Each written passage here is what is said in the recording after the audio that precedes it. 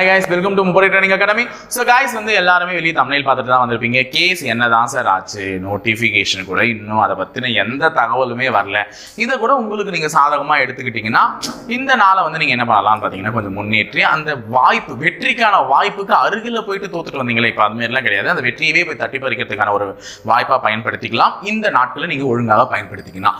So நிறைய பேர் நிறைய விஷயங்கள்லாம் கேட்டிருந்தீங்க. ஸோ இவர் வந்து நமக்காக என்ன செய்வாரு, பேசுறதோட சரி இவர் நமக்காக எதனா செய்வாரா, ஏஜ் பாரான ஸ்டூடெண்ட்ஸ்க்கு என்ன பண்ணுவார், இல்லை நோட்டிஃபிகேஷன் வராததுக்கு என்ன பண்ணுவார்லாம் கேட்குறீங்க.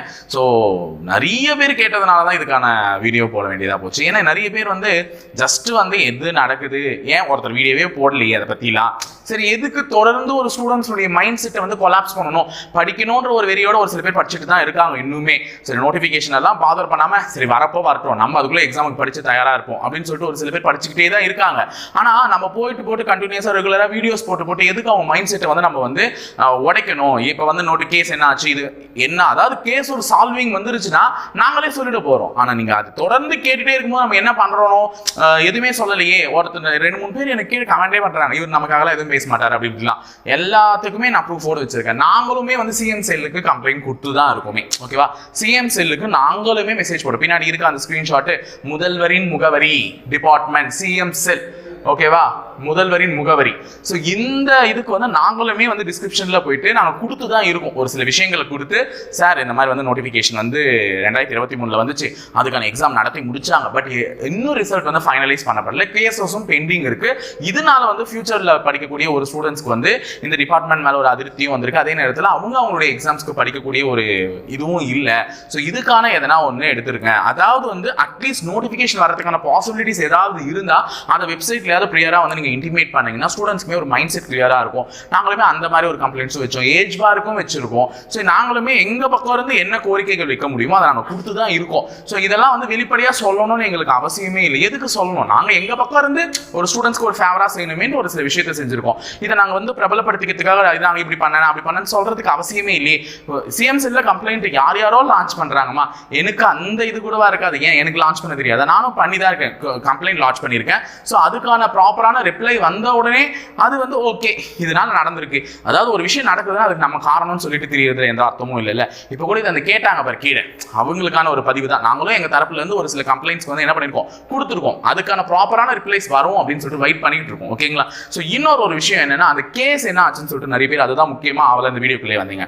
கேஸ் வந்து என்ன ஆச்சுன்னு பாத்தீங்கன்னா, மறுபடியுமே வந்து பாத்தீங்கன்னா ஜட்ஜ் லீவு, புரியுதா. நம்ம வாழ்க்கையில யாரோ விளையாடுறாங்க, இப்போ கடைசியில் ஜட்ஜு கையில் போயிட்டு ஜட்ஜு விளையாட ஆரம்பிச்சிருக்காங்க. ஸோ ஜட்ஜு வந்து லீவ் போட்டாங்களா மறுபடியும். ஸோ அவர்களுமே விடுமுறை எடுத்துருக்கக்கூடிய ஒரு காரணத்தினால இந்த கேஸ் மறுபடியுமே வந்து வழக்கு தள்ளி வைக்கப்பட்டுள்ளது. ஒரு 41 பேரினுடைய வாழ்க்கைக்காக இந்த கேஸ் போடப்பட்டுச்சு. ஆனால் அந்த 41 பேருடைய வாழ்க்கையை பார்த்துக்கிட்டு இப்போ 700 சில்லற பேருடைய வாழ்க்கை வந்து என்னவா இருக்குன்னு பார்த்தீங்கன்னா கவலைக்கிடமா இருக்கு. ஸோ நம்ம நினைக்கிறது, ஐயோ இந்த 41 பேர் வேலைக்கு போகாததுனால அந்த 700 பேர் வேலை கட்சியும் போக முடியாமல் இருக்கானே நம்ம நம்புறோம். ஆனால் கண்ணுக்கு தெரியாத எத்தனையோ பேருக்கு இன்னும் வேலைக்கான அறிவிப்பே வெளியாகாம அவங்களும் தான் பாதிப்படைஞ்சிட்டு இருக்காங்க. அப்ப 41 அந்த ரேஷியோ வந்து 751 மட்டும் பாதிக்கல. ஸோ கண்ணுக்கே தெரியாம ஒரு 7.5 லட்சம் பேருடைய வாழ்க்கையும் கூட சேர்ந்து பாதிச்சுட்டு தான் இருக்கு. ஏன்னா அவங்களுமே அடுத்த நோட்டிபிகேஷன் வராம படிக்கலாமா வேணாமா ஒரு மைண்ட் செட்ல வந்து என்ன பண்ணிட்டு இருக்காங்க பாத்தீங்கன்னா இது பண்ணிட்டு இருக்காங்க. ஸோ இந்த கேஸ் வந்து எப்பதான் முடியும்னே தெரியல. ஏன்னா அடுத்த வாரம்லாம் வந்து பார்த்தீங்கன்னா கிட்டத்தட்ட பொங்கல் ஹாலிடேஸ் வந்துடும். ஸோ பொங்கல் ஹாலிடேஸ்லாம் கழிஞ்சு தான் வரும். ஆனால் அதுக்கு முன்னாடி இந்த பாஸ் ஆனாங்க பாருங்க, அவங்க எவ்வளோ நாள் தாங்க பொறுப்பாங்க. ஏன்னா அவங்களுமே இந்த வேலையை நம்பி நல்ல பல கமிட்மெண்ட்ஸ்குள்ள வந்து என்ன பண்ணிட்டு இருக்காங்க, மாட்டிக்கிட்டு இருக்காங்க. ஸோ எத்தனையோ பேருக்கு அந்த வேலை கிடைச்சதுக்கு அப்புறமா மேரேஜ் ஆயிருக்கு, எத்தனையோ பேருக்கு அந்த வேலைனால வாங்கின கடன் எல்லாம் அடைப்போம் அப்படின்னு சொல்லிட்டு ஒரு நம்பிக்கை வந்து ஒரு கடன்காரங்களாம் கடன் கொடுத்துருப்பாங்க. ஏதாச்சும் ஒரு பிரச்சனையில அவங்களுமே தான் மாட்டிருப்பாங்க. இப்போ அவங்கலாம் என்ன பண்ணிருக்காங்க, இன்னுமே இந்த வேலையை எதிர்பார்த்துட்டு நம்ம உட்காந்து வெயிட் பண்ணிட்டு இருக்க கூடாது. அந்த 41 பேருக்காக எங்களுக்காவது எங்களுடைய ப்ராசஸ் பண்ணி என்ன பண்ணுங்க, முடிச்சு கொடுங்க.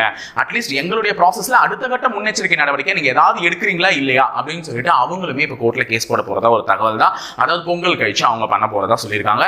ஸோ 2 கேஸ் இப்போ இயரிங்க்கு போனவருக்கு, ஒன்னு ஜெயிச்சவன், இன்னொருத்தன் ஜெயிச்சுட்டு தோத்துட்டு வெளியே வந்தவன். ஸோ இந்த 2 பேருடைய கேஸுமே வந்து யார் பக்கம் நியாயமான தீர்ப்பு வழங்க போறாங்கன்னு தெரியல. ஜெயிச்சவங்க அவங்களுக்கு நீங்க எதுவும் செய்யக்கூடாதுன்னு போல, அவங்க எங்களுக்காவது ஏதாவது செய்யுங்க, எங்களுக்கும் நிறைய கமிட்மெண்ட்ஸ் இருக்குன்னு சொல்லிட்டு கேட்க போறாங்க. இதே ஜெயிச்சுட்டு வெளியே வந்திருக்காங்க பாருங்க அந்த 41 பேர், அவங்களும் எங்களுக்கு எதனா ஒன்று பண்ணுங்கன்னு சொல்லியிருக்காங்க. ஸோ இதை எடுத்து முன்வைக்க வேண்டியது கோர்ட்டும் தமிழக அரசும் டிஎன்யூஎஸ்ஆர்பி போர்டும் தான். இதை பற்றி முடிவெடுக்க வேண்டிய 3 பேர் பொறுப்பில் இருக்காங்க.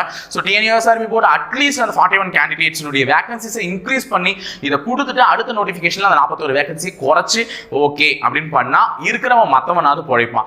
இல்லையா அடிஷனல் வேகன்சிஸ் ஆகாது அதை ஆட் பண்ணி கொடுத்துட்டு அடுத்த நோட்டிஃபிகேஷனுக்கான ஒரு ப்ரியர் இன்டிமேஷன்ஸை கொடுத்துட்டா போர்டோட அஃபிஷியல் வெப்சைட்ல அவங்களாவது அடுத்த கட்ட மாணவர்கள் நிம்மதியாக படிப்பாங்க. ஸோ இதுவும் இல்லாமல் அதுவும் இல்லாமல் ரெண்டுமே மத்தியில் நிற்கிறது வந்து பார்த்தீங்கன்னா டிஎன்யூஎஸ்ஆர்பியினுடைய இயலாமையை தான் நமக்கு காட்டுது. அதை தான் நம்ம சொல்லி ஆகணும். உண்மை அதுதான். ஸோ அரசு என்னதான் முன்னெடுத்து சில விஷயங்களை முன்னெடுத்து வச்சாலும் இதுக்கு டிஎன்யூஎஸ்ஆர்பி இவ்வளோ பெரிய ஒரு தடை மயில்கள்லாம் இந்த வருஷம் இப்படி வந்து ஒரு தூங்கிட்டு போன டிஎன்யூஎஸ்ஆர்பி போர்டு இப்போ தான் பார்க்குறோம். ஸோ இது வந்து டிஎன்யூஎஸ்ஆர்பி போர்டினுடைய இயலாமை தான். ஸோ அதனால தான் போலீஸ் கம்ப்ளைண்ட் மேலே தான் நம்ம லான்ச் பண்ணியிருக்கோம். பார்க்கலாம் அவங்க டிபார்ட்மெண்ட்டுக்கே தான் போய் சேரணும் அப்படின்னு சொல்லிட்டு தான் சொல்லியிருக்கோம். ஸோ இது அவங்களுக்குள்ள போய் சேர்ந்துச்சுன்னா அட்லீஸ்ட் இதன் மூலமா எதனா ஒரு காமனான ஒரு பப்ளிக்காக நம்ம தரப்புலேருந்து ஒரு கோரிக்கை வச்சிருக்கோம். அவங்க என்ன கோரிக்கைகளை வந்து ரிப்ளை கொடுக்குறாங்கன்றத பார்ப்போம். ஸோ இது ப்ராப்பராக நடக்கும். நம்மளாம் நான் அடுத்த தேர்வுக்கு படிக்கக்கூடிய மாணவர்களுக்கு இவர்கள் முன்னெடுத்து வச்சிருக்கக்கூடிய இந்த ஒரு இது வந்து பார்த்தீங்கன்னா அடுத்தடுத்த தேர்வு எழுதக்கூடிய மாணவர்களுக்கு ஒரு பயம் இல்லாமல் ஒரு தேர்வை அப்ரோச் பண்ணக்கூடிய வகையில் மாறும். ஏன்னா இவ்வளோ உஷாராக ஸ்டூடெண்ட் சிந்திக்க ஆரம்பிச்சிட்டாங்கன்னு தெரிஞ்சோடனே இதுக்கப்புறம் எல்லா ப்ராசஸுமே வந்து கரெக்டாக டீசெண்டாக கையாளப்படும். அதை மைண்டில் வச்சுக்கிட்டு இருக்கக்கூடிய இந்த நாட்களை தெளிவாக படிங்க. ஏன்னா கோர்ட் கேஸ் வந்து கிட்டத்தட்ட இதுக்கப்புறம் பொங்கல் கழிச்சு தான். ஸோ தீர்ப்பு வர்றதுக்கு பிப்ரவரி ஃபர்ஸ்ட் வீக் கூட ஆகலாம் நமக்கு. ஸோ நோட்டிஃபிகேஷன் இன்னுமே டிலே ஆகலாம் நமக்கு. ஸோ நோட்டிஃபிகேஷன் டிலே ஆகுறதுன்றது உறுதி தான். ஆனால் நீங்கள் இருக்கிற டைமை வந்து யூட்டிலைஸ் பண்ணிக்கோங்க. அதுதான் நான் ஃபஸ்ட்டு சொல்கிறேன். நீங்கள் பார்த்து தேவையில்லாம படிச்சுக்கலாம் நோட்டிஃபிகேஷன் வரட்டும் அப்படின்னு சொல்லிட்டு ஒத்தி போட்டுட்டே இருந்தீங்கன்னா நோட்டிஃபிகேஷன் வர்றதும் தெரியாது முடியறதும் தெரியாது. நமக்கு ஜனவரி பிறந்த மாதிரி இருக்கு பாருங்க, பொங்கலே வரப்போகுது. ஸோ பொங்கலே வந்துருச்சுன்னா அதுக்கப்புறம் மாசமே கடந்து போன மாதிரி தான் நம்ம கணக்கு. ஸோ அடுத்தது பிப்ரவரியும் காணாமல் போயிடும், மார்ச்சும் காணாமல் போயிடும். ஸோ இந்த நாட்களை நீங்கள் எஃபிஷியண்டாக பயன்படுத்திக்கணும் அப்படின்னு நீங்கள் நினைச்சீங்கன்னா மட்டும் தயவு செஞ்சு படிக்க ஆரம்பிச்சிடுங்க. படிச்சா மட்டும்தான் அந்த வேலை உங்களுக்குன்றது நீங்கள் முடிவு பண்ணிக்கிட்டு இன்னிலேருந்து உட்காந்து படிங்க. ஏன்னா படிக்கிறதுல எதுவுமே வீணா போயிட போறதில்ல. என்னைக்கு படிச்சாலும் அது உங்களுக்கு யூஸ் ஆக தான் போகுது. ஸோ அப்கமிங் நோட்டிஃபிகேஷன்ஸ்க்காக வெயிட் பண்ணுறவங்க அதை நோக்கி படிங்க.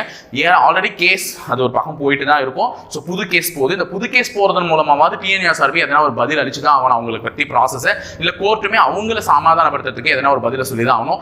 அது என்னன்றதை பொங்கல் கழிச்சு நம்ம வெயிட் பண்ணி பார்ப்போம் என்ன நடக்குதுன்றத. ஸோ இப்போ இதெல்லாமே ஓரளவுக்கு தெளிவாயிடுச்சா? எல்லாமே பொங்கல் கழிச்சு அதுக்கு அடுத்த வாரத்தில் தான் ஒரு பெரிய ஒரு மாற்றமே நடக்கும் நம்ம நம்பலாம். ஓகேங்களா? ஸோ அதுக்குள்ள திருப்பி மைண்ட் எல்லாம் எங்கேயும் டைவர்ட் பண்ண விடாம பொங்கலை போய் ஜஸ்ட் கொஞ்ச நாள் செலிப்ரேட் பண்ணிட்டு வந்து மறுபடியும் படிக்க ஆரம்பிங்க. ஸோ கண்டிப்பாக படிங்க, படிச்சாதான் வேலை. ஓகேங்களா? ஸோ இணைந்திருங்க, தொடர்ந்து பயணிப்போம் முப்படை பயிற்சி மையத்துடன். நன்றி, வணக்கம்.